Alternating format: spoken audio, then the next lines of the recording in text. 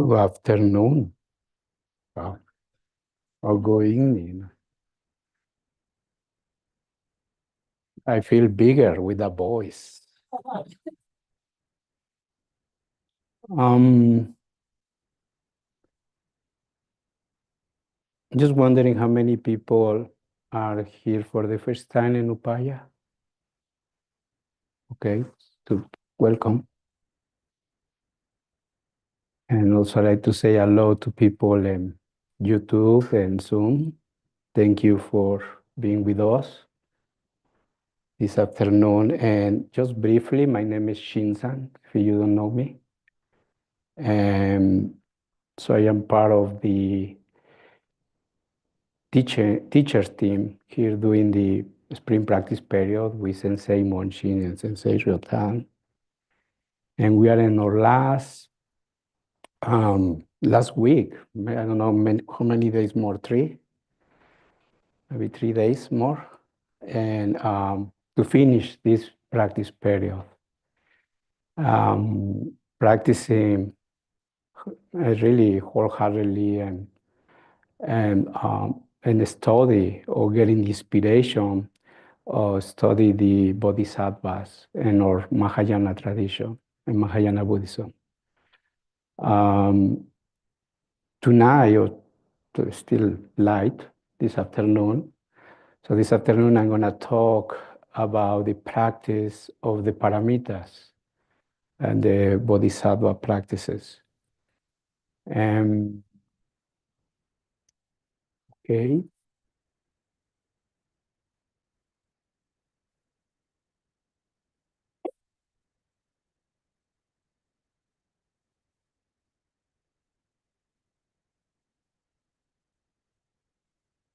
So I don't know if I'm going to have a chance to cover all the topics, because for those who coming from outside, we are in Sesshin. So we are been sitting for the last 4 days. We are in the day 4 of Sesshin. The Sesshin is a Zen retreat, intensive meditation practice.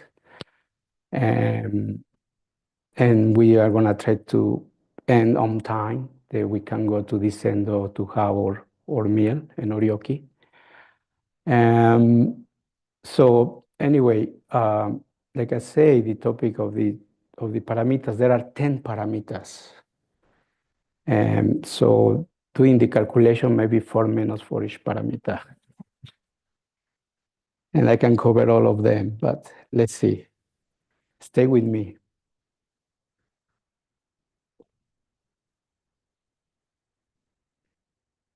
Just to give you a little framework, a little scheme, a structure, the teachings of the Buddha with the Four Noble Truths, and then later the Eightfold Path.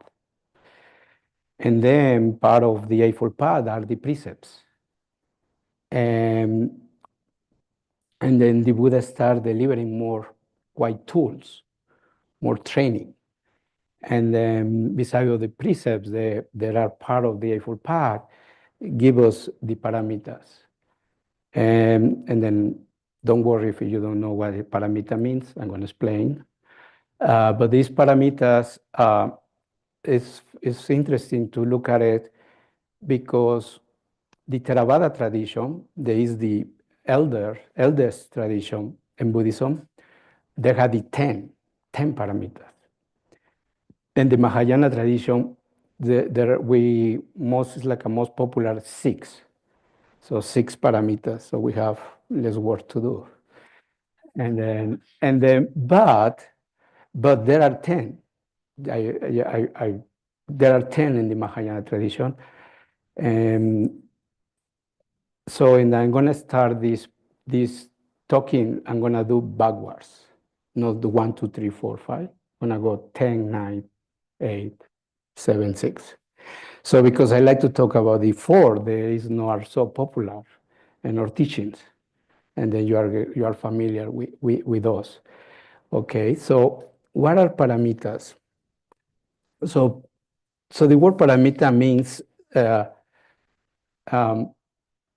translation literally means perfection. But from the point of view of Buddhism, it's not the perfection that we have.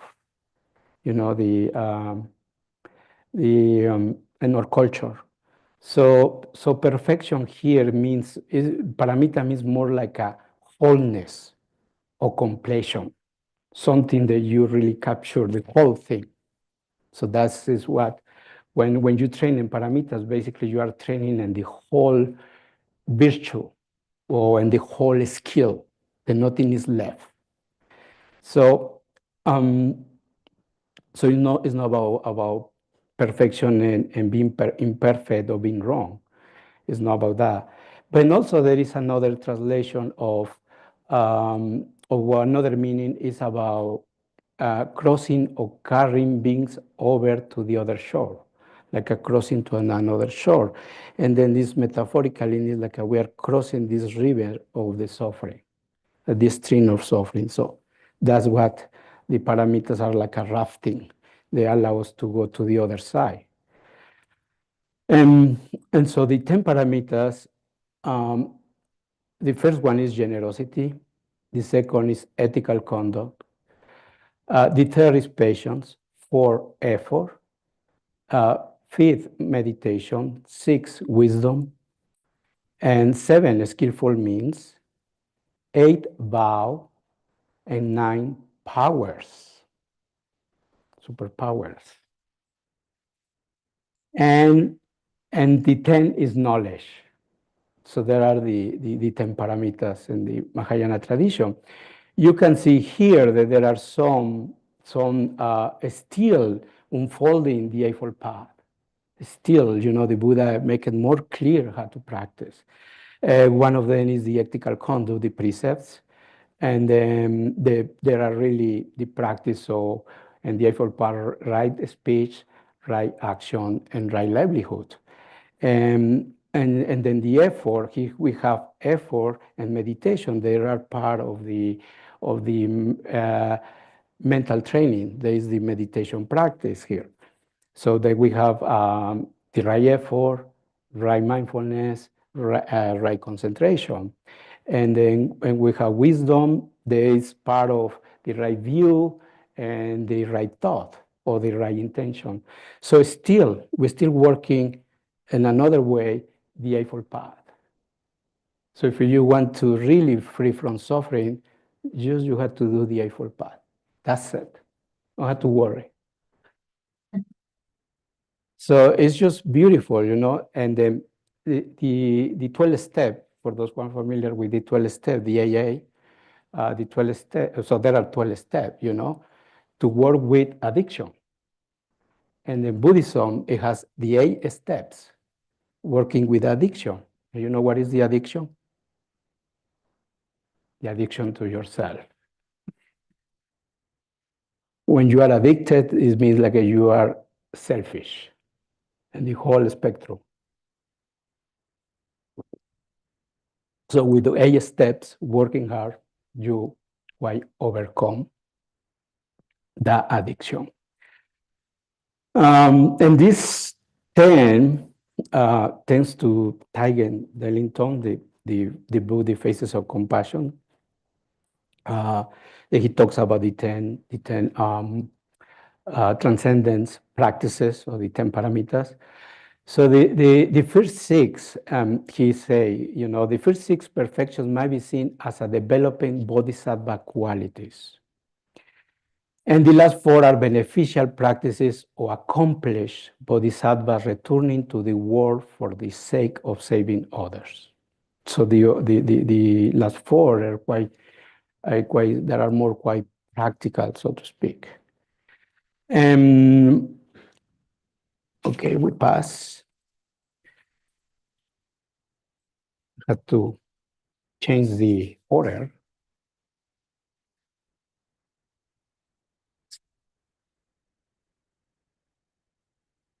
The 10 paramita is knowledge. So I'm just gonna read the definition from the book. and I'm going to make some comments of how I see the knowledge. So he say knowledge, I don't know if I can pronounce this word in Sanskrit, but it looks like a ñaña. Ñaña in Sanskrit. Maybe my pronunciation is not right, but etymologically related to Greek gnosis. So gnosis is knowledge. Is contrasted with wisdom, as this knowledge refers to practical understanding of the workings of phenomena in the conventional world. So knowledge here is not wisdom. So knowledge here is more related with intelligence, with intellect. So here, how I see knowledge, knowledge is important to have a certain understanding of the Buddhist teachings of the sutras, like the Eightfold Path. So it's good to read and to understand. Long time ago, I don't know if it's still the teachers, and I don't know if they're still doing that advice, but when I started my practice, or maybe in the 60s, 70s, when Zen Buddhism came here, when students or guests, they ask to the teacher which book to read, and they don't recommend books. Say, no, don't read, sit. Sit for 2 years, 3 years, and then later read. That wasn't Zen, that was the advice.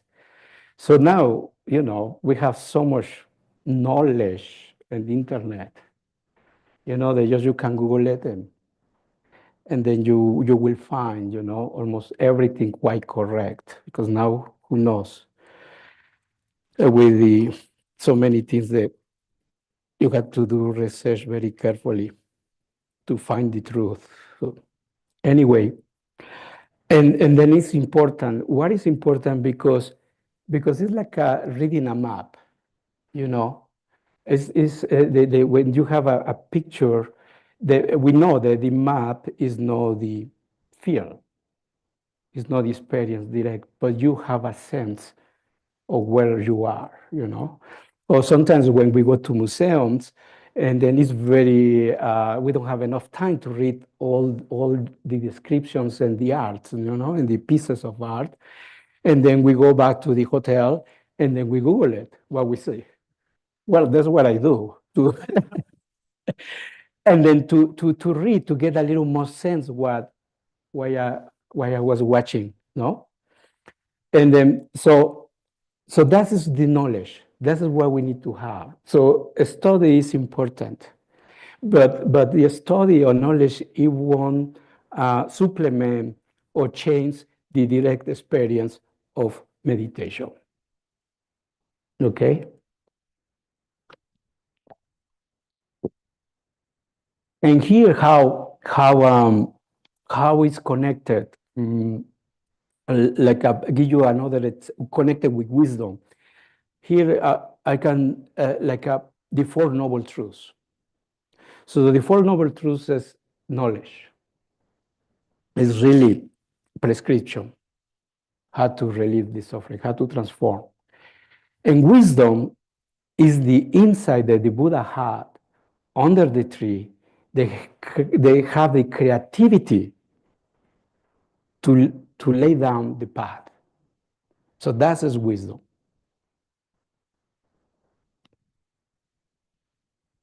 Okay. We go for the 9. Oh, that's fun. The 9 is fun because it's about powers. About power. For those who like to get some power in their practice. Here with power, what is your superpower? It's a very interesting topic, and I wanna let you. I will just give you the information, but you're gonna make your discernment. You discern if there is power or not, or if there is magic in Buddhism or not. So it's very quite subjective. But here, his power, he said, powers in Sanskrit is bala, refers to the psyche abilities often developed through meditation and are used to support expedient beneficial practices. So you can to have some kind of psyche abilities. Like right now, I have very psychic power right now, seeing you. It's true. I see bodhisattvas and mahasattvas. If you don't believe that, it's up to you. But that's what I see with two legs. So, but it can be a trap. It can be a trap, this. So I have to be careful because people sometimes, oh, I want to develop psychic powers to read the minds. I want to know what my wife or partner is thinking. No, so here and Zen and Taigen, Taigen Langton, the Zen teacher Taigen, he mentioned, say, Buddhist attitude towards such as powers has often been ambivalent, particularly in Zen traditions.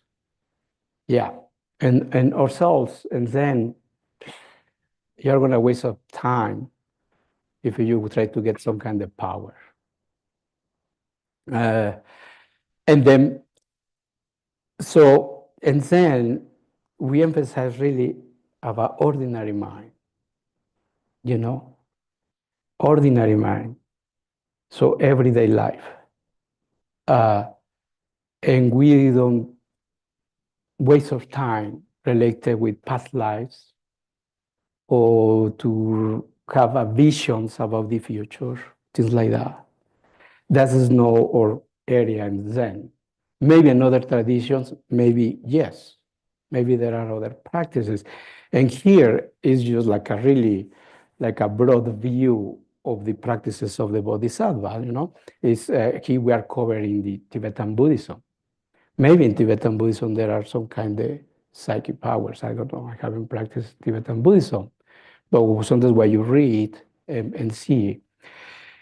But here I can tell you, well, and then it's up to you if you believe or not, but just to give you a little story related with powers, there was one great disciple of the Buddha, Mahamogayana. Mahamogayana, he was known by these psychic powers that he developed in their meditation practice. So give you a little more story. So Sariputri and Mahayana, they were really good buddies, good friends. And then Sariputra was known by the wisdom, and Mahamogayana, they were known by these psychic powers. But here, to have this kind of powers, as a bodhisattva is to do the benefit to others, to have the ability to benefit others. And there are people in the world, like in my country, the shamans or the healers. They have certain talent or gifts. They can have kind of power that they can heal you, and then it's true. It's there. Anyway, so and here is not to get the power, and the point is not to get the power and to serve your ego. And I can give you some stories. The Buddha story. So there was one monk, hermit monk, meditating for many years, and then he knew the Shakyamuni Buddha. He was going to pass along. He was sitting meditated along the river. The bank of the river, meditated, and he had powers, and he had a vision the Shakyamuni Buddha was coming. So they said, I'm going to show, my powers to Shakyamuni Buddha. So Shakyamuni Buddha meet him, and then the monk saw just looking, and then they needed to cross the river. So the monk started walking, about the water. And then the Buddha, crossed the river, and then he said, how long it took you to develop this power? And the monk, very proud, he said, 12 years. And the Buddha said, well, 12 years you waste. And instead to use the canoe.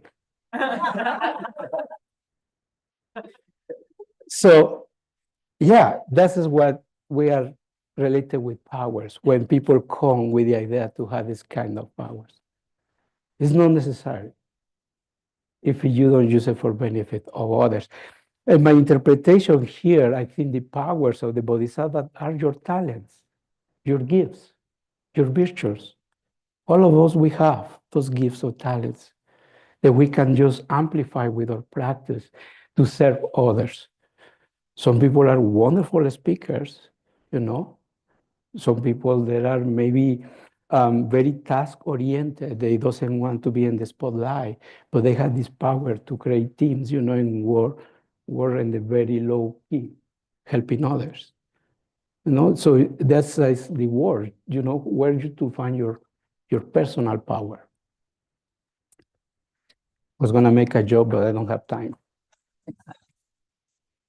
So, the eight. So the eight is the vow. I talked already about the vow, about commitment. So you have to listen to my talk. But here I'm gonna give you a little resume about vow. Vow is so important, so important. And you can take it a little bit the religious aspect of vow, but commitment. Commitment. And there is something that is missing right now in our new generations about commitment, because we are getting everything quite easy with very less effort to achieve. You know, the monks in Japan. So the monks in Japan, many still the tradition, and also in some monasteries here in the United States, when they want to do the practice or the practice period to enter into the monastery, they do tangario. Tangario is sitting outside of the temple to see if the abbot, to see if you had the determination to do this practice. In some places, no anymore. So just you fill out application and that's it. But that's important commitment. Is you need to make decision in your heart if you really want to do this. If you're still not clear, that is not working. So here with the vow of commitment and the pranidhana in Sanskrit is the dedication and intentional, elaborated in many ways by different bodhisattvas, sustaining effort, meditation practice, and beneficial activities in general. Like an example, the four inconceivable vows of the bodhisattva. So for those who are not familiar with the four bodhisattva vows, those vows are impossible to accomplish. You will never finish. You know, the first one is creations are numberless. I vow to free them.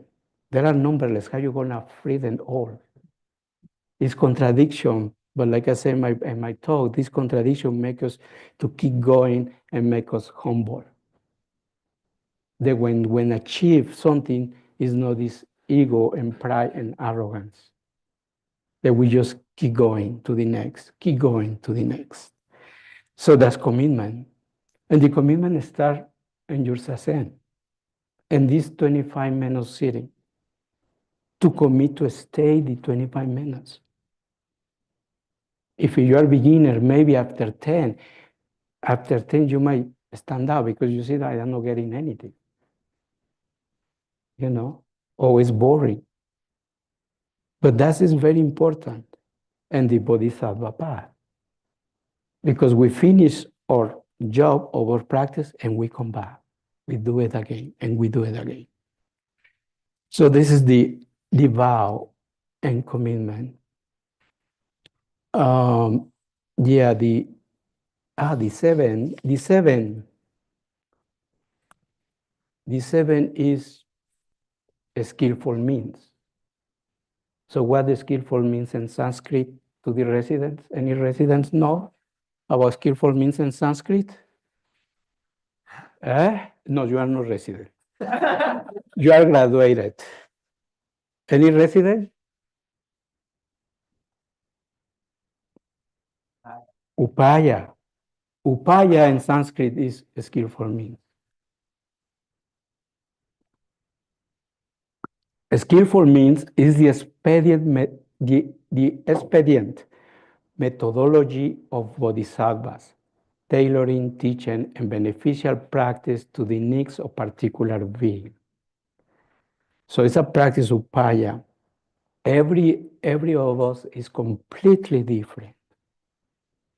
And every of we have our personal relationship to the path. Sometimes it's complicated when partners come to do this practice because they do everything together, and sometimes they want to do the practice together, but no, they have different karma, and it's quite solo, or I would say solo path. So for some people, it's good to do prostrations. For some people, no. For some people, they need to see 3 sessions. For some people, maybe 1 session. Everybody's different.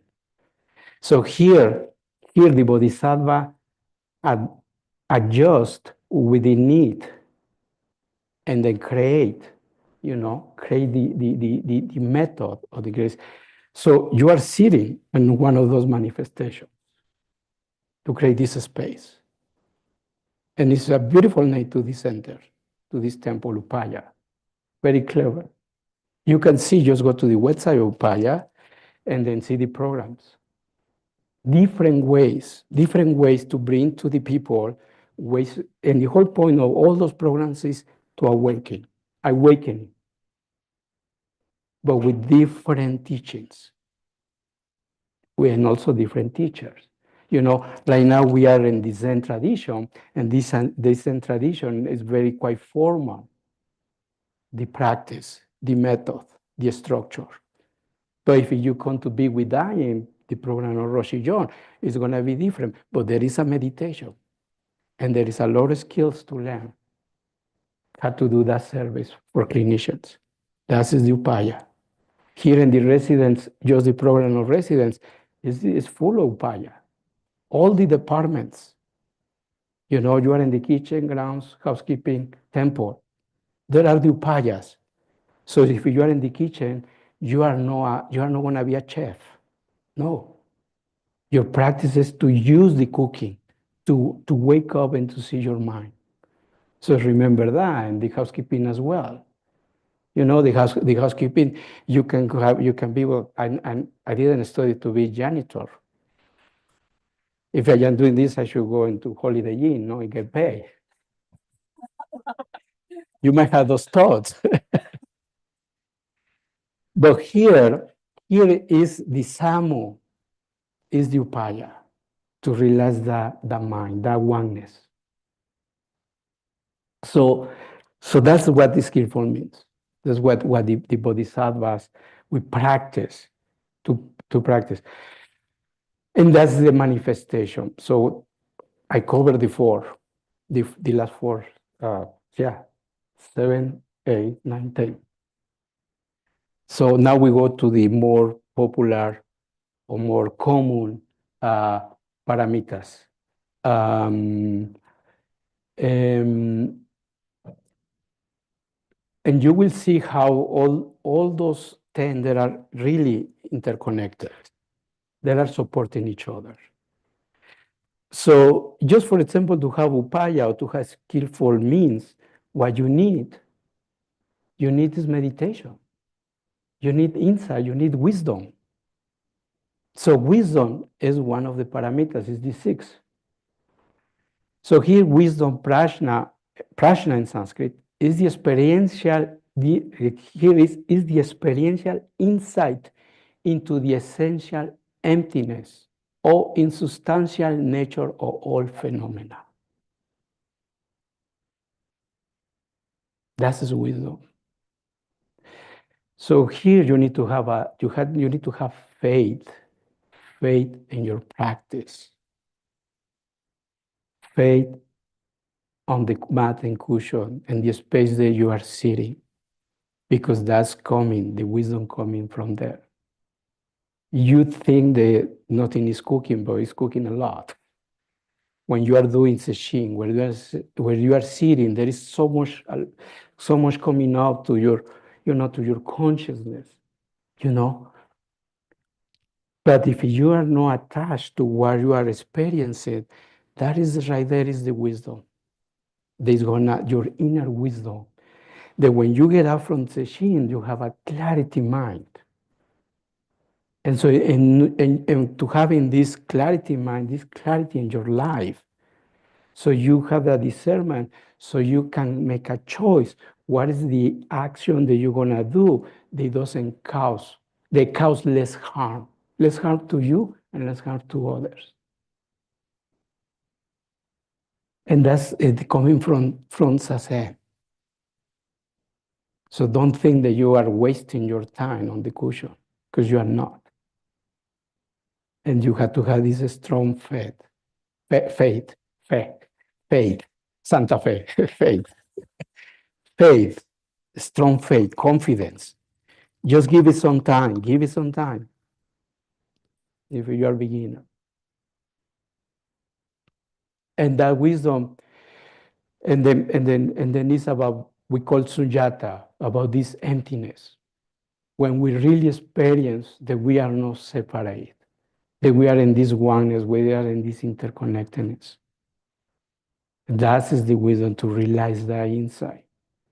And that comes what it comes. Like I said before, it comes compassion.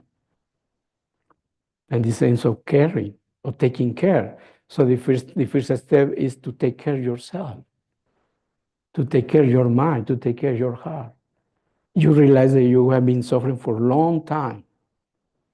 And you have this insight, wow, I want to be different. I want to have different life, different state of being. So start moving towards what we call towards the dharma. And it's practice.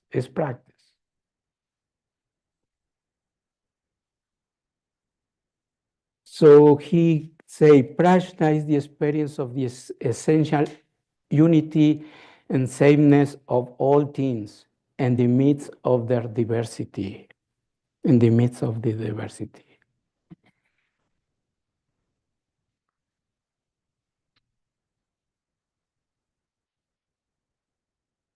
So we have meditation. So here meditation, and the way how it's translated is like a dhyana or jhana.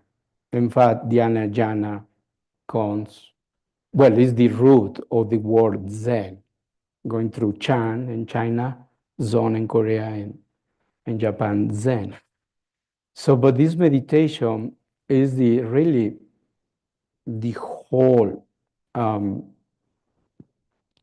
the whole practice of meditation from the Eightfold Path. Not only concentration.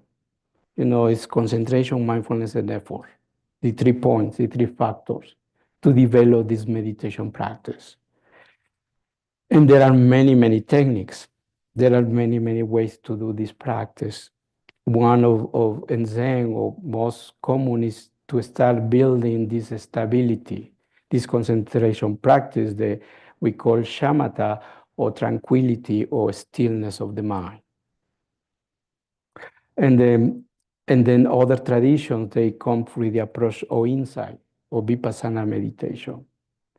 And in those traditions as well, you can practice like a guided meditation or using loving kindness or the 4 sublime states as a method to continue cultivating meditation practice. So all those things are valid. Mantras, for those maybe in Tibetan Buddhism, using as a mantra, as an object. But you need to do this paramita. The paramita of meditation practice requires, because from that everything comes. Is your refuge, so to speak. is your refuge, that you restore yourself. Um,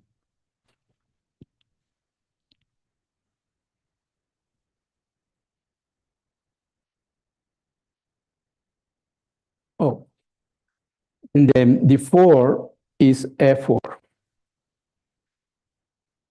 So effort of diligence, virya in Sanskrit, is etymologically related to the word viril.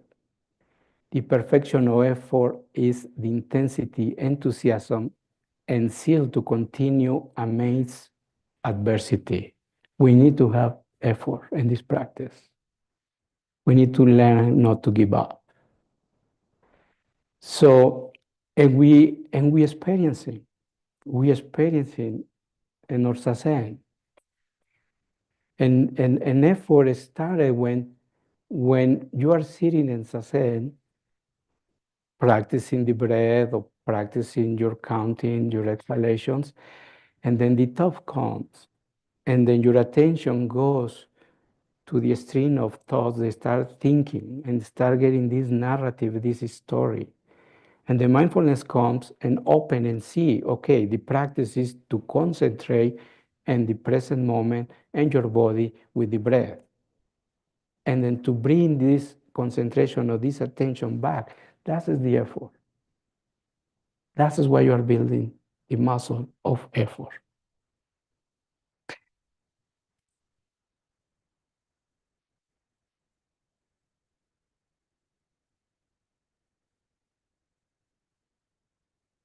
So effort, Taigen say, effort is expression of vow or commitment. Such a bodhisattva vow is the starting point for developing our spiritual energy and vitality. Sometimes you have to really bring that energy out. You know, sometimes within the meditation, everything is just peaceful and slow and quiet.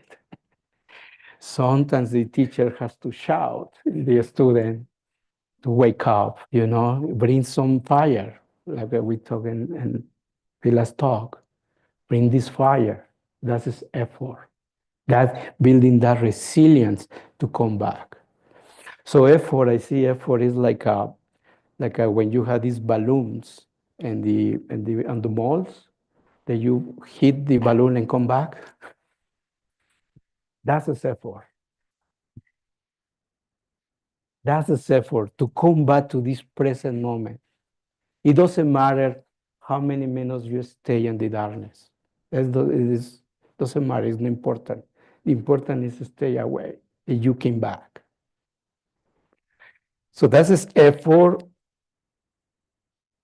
and we going to pay to patience. Be patient.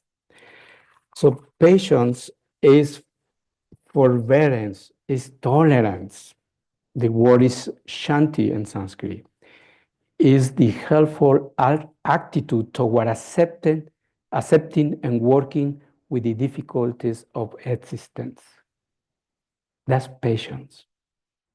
To accept and to work with difficulties of life. That's patience. And we have to develop patience. And patience is very interesting virtue because sometimes we need to slow down. Sometimes we need to wait, but it's not this to be passive, or to be quite numb and not do anything. No.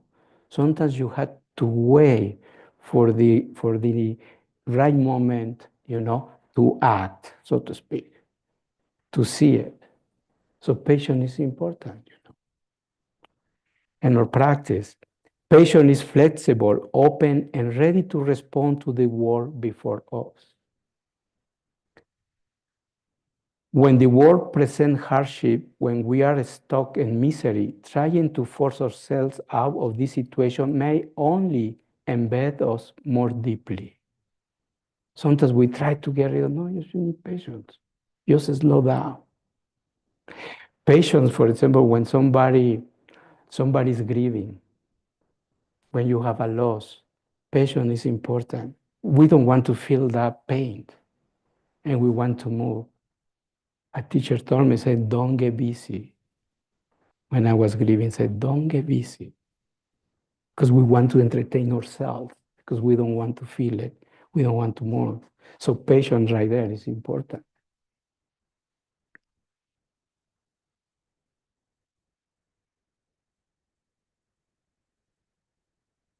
And we are practicing patience a lot.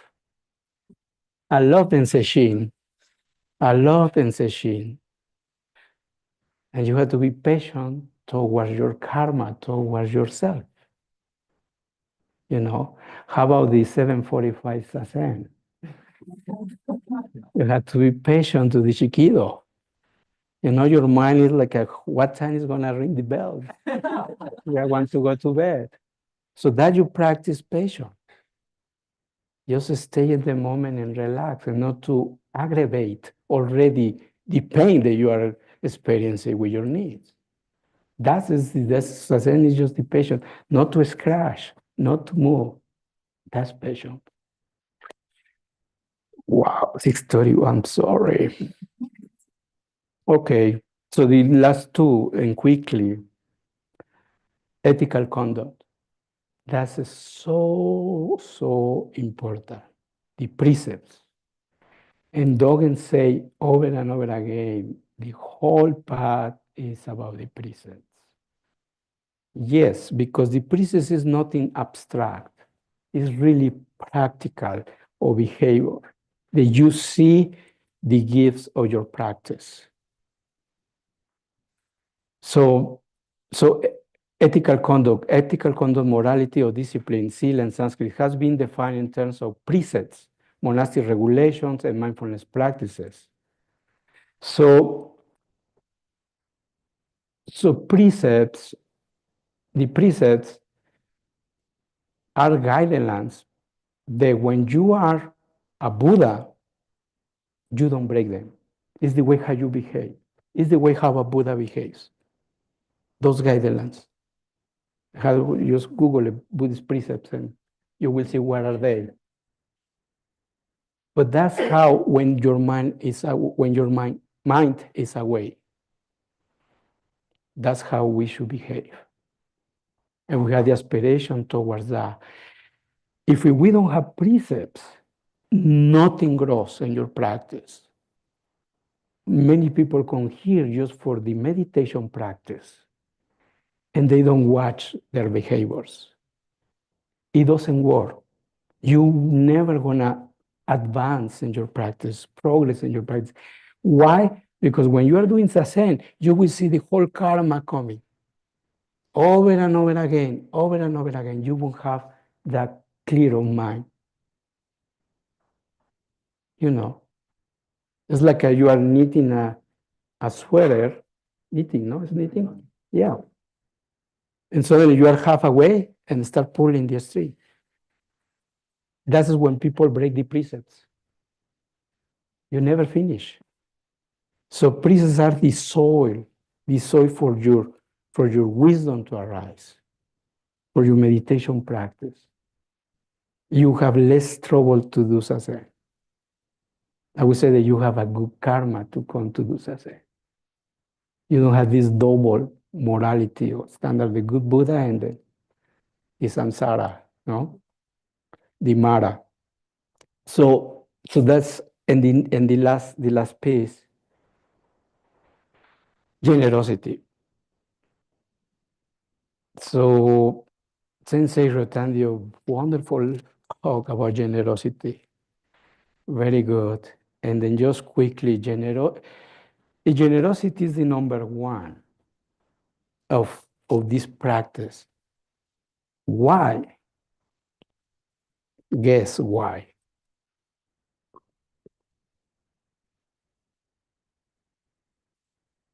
I'm sorry for the orioki.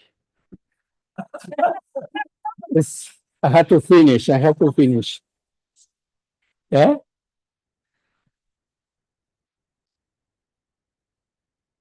Um, generosity is, I see, like the sword, the open, your selfishness. Generosity works with your self-centeredness.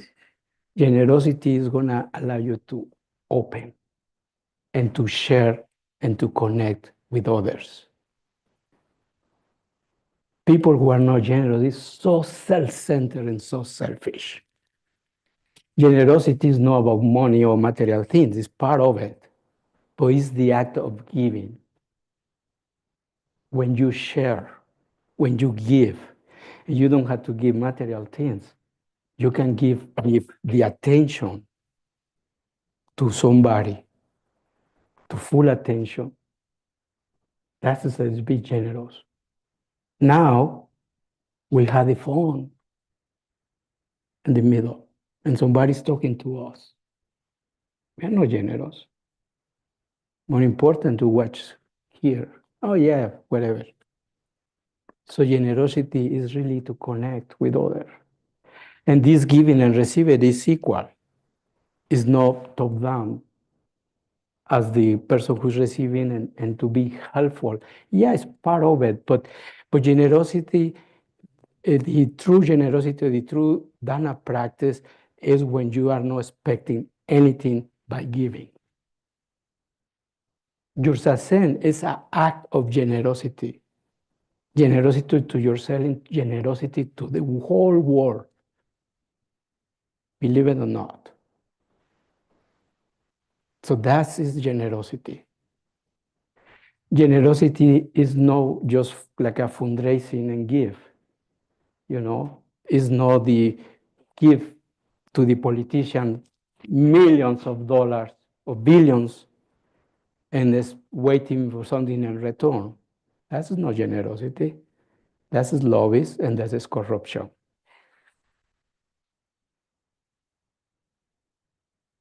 You can cut out this. But anyway, so that's generosity. Just really give and not post it out on Facebook what you did. Don't take a picture. Don't tell to your closest friend what you did. That is the real act of generosity. And that is the number one. Why? Because it's working with your self-centeredness, with your ego. That is why we start working on it. Open up to see that we belong to one. Thank you.